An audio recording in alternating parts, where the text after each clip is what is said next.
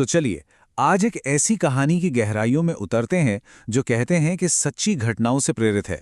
ये कहानी है एक कॉल की, जो सुबह के ठीक 3:17 पर आई और उसके बाद कुछ भी पहले जैसा नहीं रहा। अब देखिए, ये सिर्फ कोई मनगढ़ंत कहानी नहीं है। इसकी जड़ें ना एक ऐसी हकीकत से जुड़ी हैं जिसके बारे में हम ज्यादा बात नहीं करते। स्क्रीन पर जो ये दावा है, इसी ने इस पूरे रहस्य को जन्म दिया। सोचिए जरा, भारत के कई पुलिस कंट्रोल रूम्स में उन नंबरों से कॉल आते हैं जो असल में है ही नहीं। तो हमारी कहानी की शुरुआत भी ठीक ऐसी ही एक अनसुनी कॉल से होती है। जरा माहौल को महसूस करने की कोशिश कीजिए। देर रात का वक्त है, एक पुलिस कंट्रोल रूम है और वहां इतनी खामोशी है कि बस घड़ी की टिक टिक की आवाज ही उस सन्नाटे को तोड़ रही है।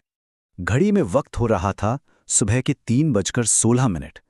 कंट्रोल रूम में कांस्टेबल रवि बिल्कुल अकेला था और ठीक तभी एक फोन की घंटी उस गहरी खामोशी को चीर देती है। रवि फोन उठाता है और दूसरी तरफ से एक औरत की कांपती हुई, डरी सहमी सी फुसफुसाहट आती है। वो कहती है, कोई कोई मेरे कमरे में है।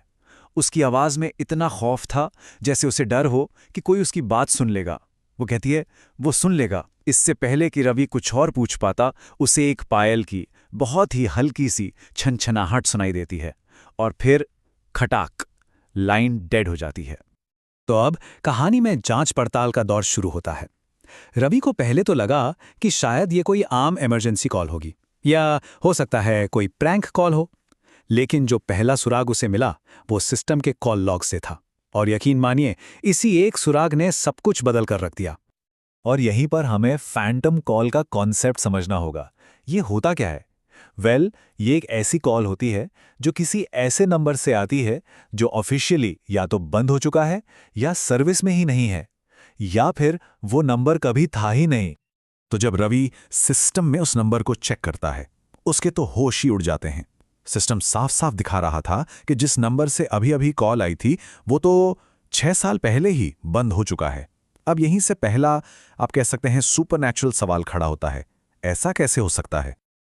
अब ये इतना अजीब सुराग था कि रवि को आर्काइव्स मतलब पुराने रिकॉर्ड्स खंगालने पर मजबूर होना पड़ा। उसके दिल में कहीं ना कहीं ये बात बैठ गई थी कि इस बंद हो चुके नंबर का राज किसी पुरानी फाइल में ही दफन मिलेगा। और उसे वो फाइल मिल भी जाती है, 6 साल पुरानी, केस नंबर 221। और यहीं पर अतीत और वर्तमान कुछ इस तरह से जुड़ते हैं कि रोंगटे खड़े हो जाएं। देखिए, केस फाइल में जो विक्टिम थी वो एक महिला थी जिसे एक बंद कमरे में पाया गया था, बिल्कुल वैसे ही जैसे कॉल करने वाली महिला ने कहा कि वो बंद कमरे में है। सबूतों में एक पायल का जिक्र था और रवि ने भी कॉल पर पायल की ही आवाज सुनी थी। पर सबसे चौंकाने वाला, सबसे डरावना कनेक्शन तो कुछ और ही था।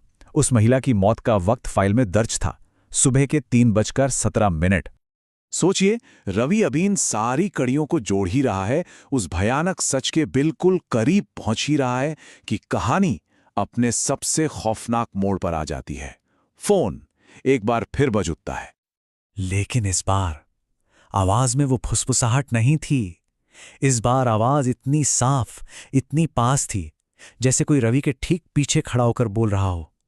वो कहती है, मैंने कहा था ना, वो सुन लेगा। और इन शब्दों के खत्म होते ही फोन पर एक दरवाजे के जोर से बंद होने की आवाज आती है और लाइन फिर से कट जाती है। कंट्रोल रूम में एक अजीब सा गहरा सन्नाटा छा जाता है।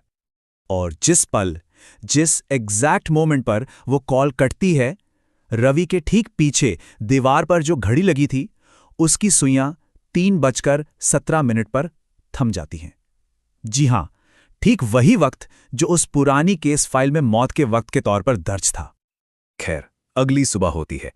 एक सीनियर ऑफिसर उस रात की अजीबोगरीब घटनाओं की जांच के लिए पहुंचता है और वो फैसला करता है कि अब ठोस सबूतों के लिए सिक्योरिटी फुटेज को ही खंगाला जाएगा। तो सीसीटीवी फुटेज की जांच शुरू होती है। सबसे पहले ऑफिसर ये कंफर्म करता है कि हां, रवि कंट्रोल रूम में अकेला ही था। फिर वो फुटेज को ठीक उन कॉल्स के वक्त पर रिवाइंड करता है और तभी उसकी नज़र रवि की कुर्सी के ठीक पीछे एक परछाई पर पड़ती है।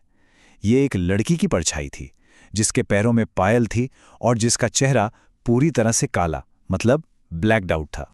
अब ये सबूत ऐसा था जिसे झुटलाया नहीं जा सकता था। सीसीटीवी फुटेज ने एक बात तो बिल्कुल साफ कर दी थी कि उस रात कंट्रोल रूम में कांस्टेबल रवि अकेला नहीं था। तो अब हम इस कहानी के अंत की तरफ बढ़ रहे हैं और हमारे सामने कुछ ऐसी अनसुलझी पहेलियां हैं जो ये कहानी पीछे छोड़ गई है। सबसे बड़ा सवाल यही है कि आखिर कहानी कहाँ खत्म होती है और हकीकत कहाँ से शुरू होती है। और यही बात हमें एक बहुत ही ज़रूरी सवाल पर लाकर छोड़ देती है।